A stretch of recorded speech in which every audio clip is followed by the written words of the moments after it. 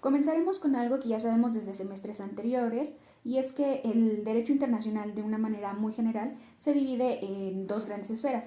Por un lado tenemos al derecho internacional público y por el otro al derecho internacional privado. Este derecho internacional general básicamente conforma lo que es la matriz del orden jurídico internacional, y pues básicamente su objeto es regular esas relaciones jurídicas que se dan entre los estados.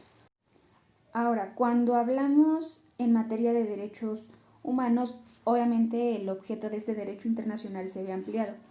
De esta manera se desplaza la interestatalidad a la intraestatalidad, es decir, ya va a regular esas relaciones que se dan entre el Estado, los sujetos y el conglomerado social.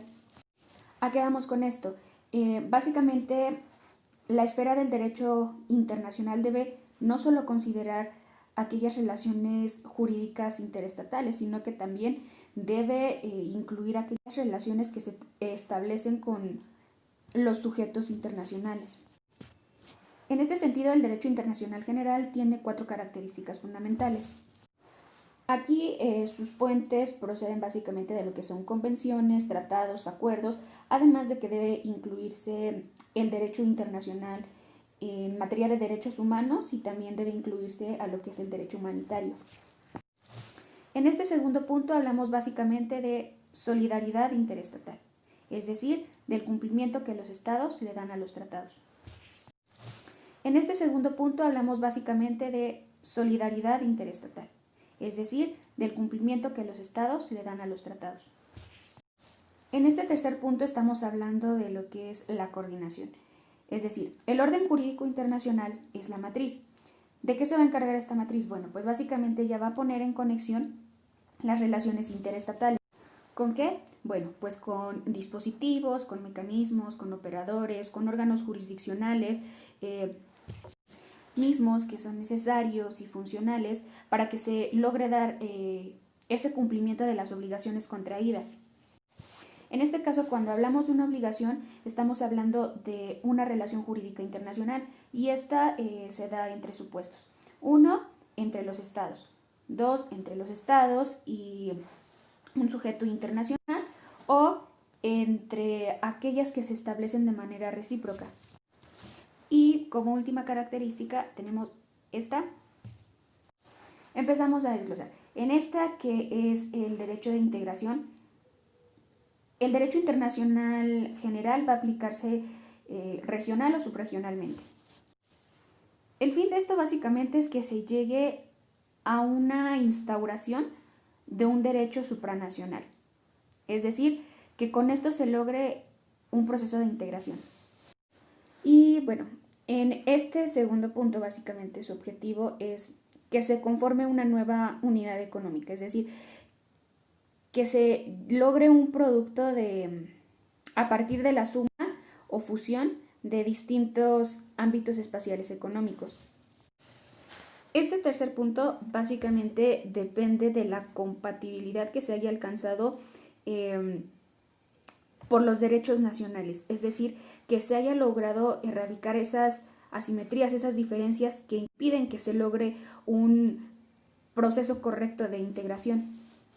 En este segundo tema se nos dieron 2 definiciones, sin embargo yo me quedo con la segunda porque la siento un poquito más digerible, más entendible desde mi punto de vista.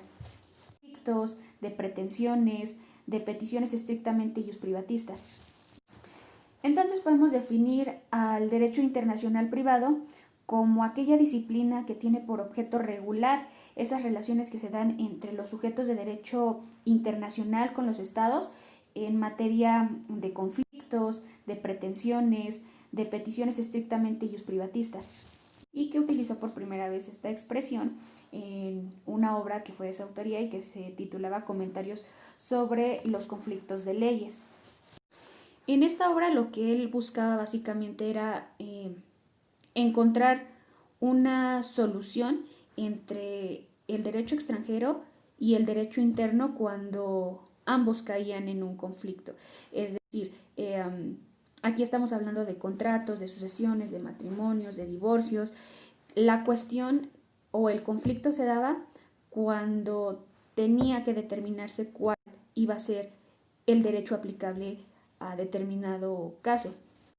Ahora, hay autores que consideran que la expresión derecho internacional privado es una expresión ambigua y a la vez es una expresión inexacta.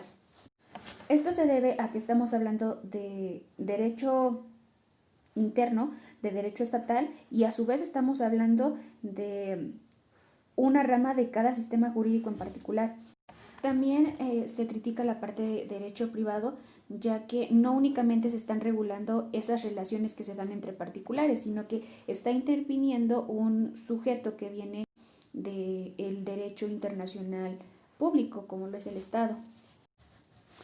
Lo que es cierto es que el derecho internacional privado regula aquellas situaciones de conflicto que se dan a partir de las relaciones jurídicas en las que o bien el sujeto o el objeto son pues extranjeros. La característica principal del derecho internacional privado es que este derecho es un derecho que delimita, es decir, es un derecho que establece una demarcación cuando convergen en conflicto dos legislaciones que son totalmente diferentes. ¿Okay? El objeto de este derecho básicamente es determinar cuál es la ley que más conviene aplicar a determinado caso, a determinada controversia. A partir de la característica de la que acabo de hablar, vamos a exceptuar a lo que es el derecho penal, pero de ahí en fuera deben incluirse todas las disciplinas jurídicas que en algún momento caigan en controversia y que estas controversias sean susceptibles de ser llevadas ante una sede judicial. Lo anterior siempre y cuando una de las partes sea extranjera y concurran ordenamientos que son diferentes. Aquí el contradictorio puede plantearse entre personas ya sean físicas o jurídicas que sean internacionales. Las materias pueden ser diversas. Aquí ya hablamos de temas como lo son la ciudadanía, la nacionalidad, el matrimonio, la propiedad intelectual o de temas que tienen que ver con materia mercantil, como les el comercio, los contratos comerciales, etc. Este tema, a mi criterio, nos habla básicamente de una causa y efecto. El tema de causa abarca lo que son situaciones actuales. Estamos hablando de relaciones privadas internacionales, hablamos del proceso de globalización, de su avance, hablamos de aquellas nuevas cadenas de valor global que tienen la capacidad de replicarse más allá de las fronteras nacionales. En cuanto al efecto, estamos hablando del derecho internacional privado, más bien de su reacción, en donde este derecho impone o busca imponer parámetros indicativos o bien directrices que resuelvan las controversias interpartes que puedan llegarse a suscitar entre personas físicas o jurídicas internacionales. Y en este tema básicamente se enumeran los efectos del derecho a partir de los procesos de globalización, que es lo que se hablaba en el tema anterior. A mí se me hace más fácil enumerarlos, así que empezamos, son un total de 6. La globalización no es un efecto único y es por eso que la expresión procesos globalizadores es una expresión más exacta y que abarca más lo que es este fenómeno. La globalización no es un efecto único y es por eso que la expresión procesos globalizadores es una expresión más exacta y que abarca más lo que es este fenómeno que el mismo concepto genérico que es globalización. 2.